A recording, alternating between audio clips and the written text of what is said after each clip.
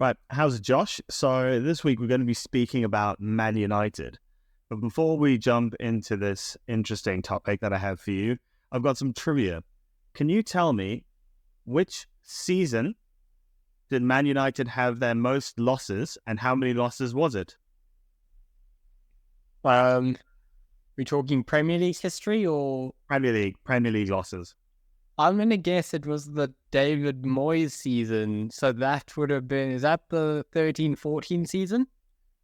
You're great about the season, but you're not right about the losses. So the most losses is actually 23-24 under Eric Ten Hag with 14 losses. Oh, okay. Yeah. I was right about nothing then. You're right about nothing. Well, you're right about when David Moyes was managing, is what I was saying. But moving on from that and to the topic for this week. So obviously, Ten Hag holds the record for the most losses for a Man United manager. He has also started the season with more losses than wins. And overall, you could probably just say, in the Premier League at the very least, Man United have not been very good under Ten Hag. And my topic for this week's discussion is, has Eric Ten Hag created a team that he's not using correctly? In other words, can you tell me what style of play Man United should be playing with the players he's bought? Yeah, I don't think they're using their squad very well. I don't know if there's a disconnect between what Ten Hag wants to build in a squad and where the Man United hierarchy want to buy players, because there's plenty of examples in the past. I actually give maybe a bizarre one, but I think it's really accurate, of Lampard initially at Chelsea in his first stint. So after that first season, they had a transfer ban. He wanted to buy players like Declan Rice and players like that. But the board at Chelsea wanted to buy Timo Werner and Kai Havertz. And we know how those two players ended up performing for Chelsea. So my point is, I would love to know at Man United, how much influence does Ten Hag actually have in terms of who he's getting to buy and who he's maybe not getting to buy, I should say. It's probably more important. But with the current squad they've got, they're clearly not playing a style of football that suits them, in my opinion. And one thing I want to give Ten Hag a bit of sympathy about is, with the current squad, there's no way you could play an Ajax style of football. They do not have, they've got Fernandes and they've got Eriksen, who are good midfield technicians. But in the striking department, you don't have a Tadic type striker who's good with his feet or balls to feet. They got almost like target men in Xerxes and Højlund, rather than, like I say, ball to feet kind of strikers. And their wingers are rather questionable at the moment. Anthony Rashford's not in good form. So that's my kind of starting thoughts. Is I think Ten Hag's maybe potentially he's unlucky with the players he's got in the squad. They don't suit the style he was, but this squad is not suited to an Ajax style of play. Yeah, I do agree with you there. I think the one thing I'm not convinced about is that he doesn't have that much say in the players he's buying, because the players he's buying in, he got under Onana for David De Gea. And I think shot-stopping wise, that has been a downgrade. Whether people want to agree with me or not, it just kind of has been. But in the feet department, in passing and ball control, Onana is much better than David De Gea was. And that's the style of player he wanted to play. He's ousted Harry Maguire when Harry Maguire actually started finding a little bit of form for a bit. And now Harry Maguire doesn't, he's been injured, to be fair, but I don't think he plays if De Ligt and Martinez are fit, And then going into the midfield, I still think Bruno Fernandes, Eriksen, Mainu, they've got the play. Even Casemiro, when he first came in, they were playing. They're the kind of players who can play that style of football. The one thing I will agree with you on is the striker. I think they haven't purchased the correct striker for the style of play they want, and we've ended up in this weird situation with them where they've bought players who are ball-playing players. You've got De Ligt is a ball-playing defender. That's what he's always been. Onana is a ball-playing goalkeeper. Then you've got Fernandes, who's one of the best playmakers in the league. I don't like the bloke, but I've got to just admit that, to be honest. And then Christian Eriksen, another one who can play a ball. Kobe Mainu is the kind of box-to-box player that you really need to get the best out of your playmakers. I think they just don't have that. They don't have that striker. But in saying that, they just don't seem to be they seem to stop and start with trying to play this Ajax style of football. You know, they want to play a bit with the feet, and then they get a bit of pressure, and they end up trying to play like this weird counter-attacking football. But they don't set up in a low enough block to play counter-attacking. So I just feel like he's stuck between two different ways of playing. Ten Hag wants to play the Ajax style. I fundamentally believe that, but the squad is so set up for that counter-attacking football. You look at the strength of the squad is all down the spine. Does they actually have some really good centre-back options with De Ligt, Martinez, and Harry Maguire? I don't care if you don't like Harry Maguire. Harry Maguire is a solid Premier League centre-back. I'm not saying he's setting the league on fire, but he's a solid option. And then you've got, I haven't even mentioned Lindelof, who he's got mistakes in him, but I actually think Lindelof as a ball-playing centre-back, again, is a great starting point. Then in centre midfield, you named all those players, Mainu, etc. They got good midfielders, and they have good strikers, maybe not for ball play, but they're both Xerxes and Højlund are good strikers. It's the wide positions. They've got huge issues. Right back, they've got some decent options in Darlow and Mizraoui, or however you pronounce his name. And at left back, they've got a good options, but they're always injured. So they basically don't have left backs.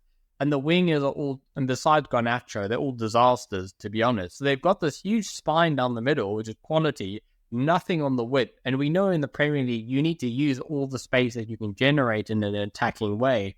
So they are set up very heavily in a counter-attack focus. That's what the team's good at, is counter-attacking. And they're just not as good as the other setup. I think the problem you have at Man U is, and this surprises me, is everyone talks about the DNA of the club. You've got to have this Manchester United DNA where you're playing the Ferguson way, and that's front foot football, and we've got to have the ball, and we fight to the last whistle.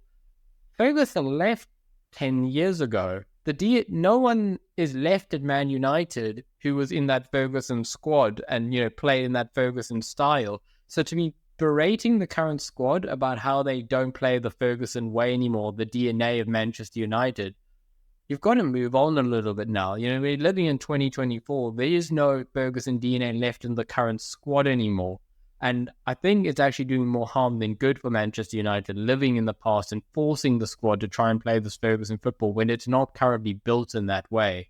Probably Emery at Arsenal suffered from that a little bit with this Arsenal DNA. And Emery doesn't play the same way as Arsene Wenger did. It was a stylistic, major stylistic difference. And I think Erik Ten Hag is in a situation now where he's a good coach. He just is, and he knows that the players that he has are better suited for counter-attacking football. I know you're talking about the wingers not being good enough, but I look at the wingers and I'm like, Diallo has pace. He has got pace, and he's good on that wing. He's just not a finisher. He's not Mohamed Salah. He's not going to cut inside and score goals, but he will get to a byline. He will put a ball in. That's what he's going to do. Marcus Rashford is probably more of your inside forward, but again, he's way, way better running in behind than trying to play a Man City style or Ajax style of football where you're trying to play with like an advanced playmaker out on the left. Erik Ten Hag doesn't play with players running in behind too often in the style that he wants to play, which is why I feel like he's stuck between knowing that to get the best out of his front three, they need to be running in behind, but to get the best out of his back four, and to be honest, most of his midfield as well, he needs to be playing the Ajax style of play.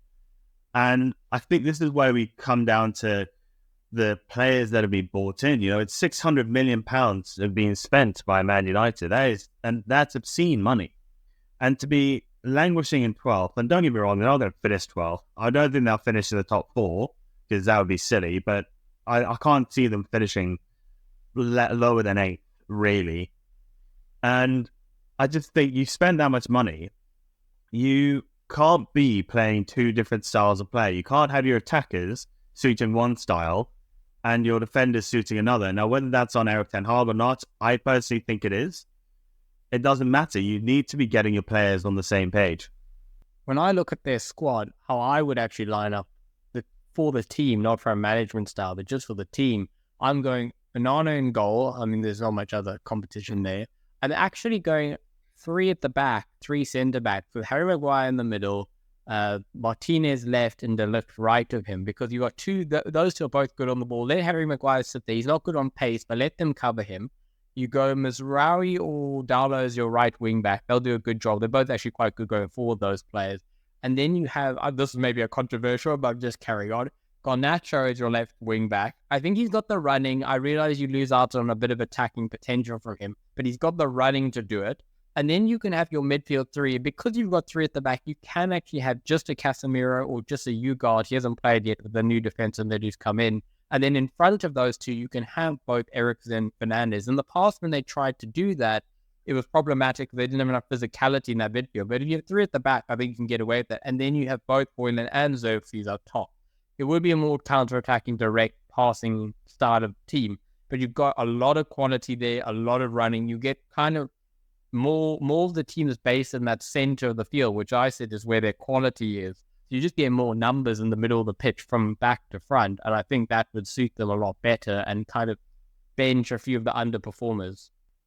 I definitely understand where you're coming from there. I think it's not a bad situation to be in, or a bad formation to be looking at. I can definitely understand it, but I do think, firstly, the Man United DNA is going to come and absolutely bollock you for that opinion, because they're at the back of Man United. Who do you think you are?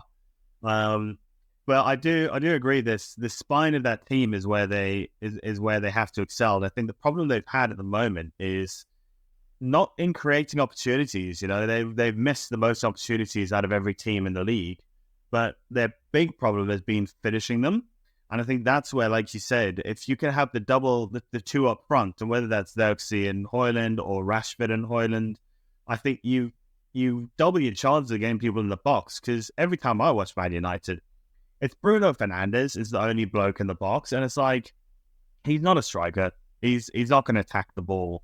So I think, I'm not sure if I necessarily agree with the three at the back or Garnacho as the left wing back. I think that's a road call, but I do think they need to be getting two strikers in. I think that's where they're going to succeed. And I think for the moment, at least for this season, until they can get a proper striker in, you kind of want to sack the Ajax style of playoff, go to direct counter-attacking football, and give your wingers and give your pacemen the opportunity to actually go forward and attack. But it's been really interesting hearing your thoughts. I would love to hear what our listeners have to say. So leave us a like, leave us a comment. Let us know if you think Garnacho as a left wing back is the greatest thing to come out of football or not. And until next time, this has been Football Unspoken. Cheers.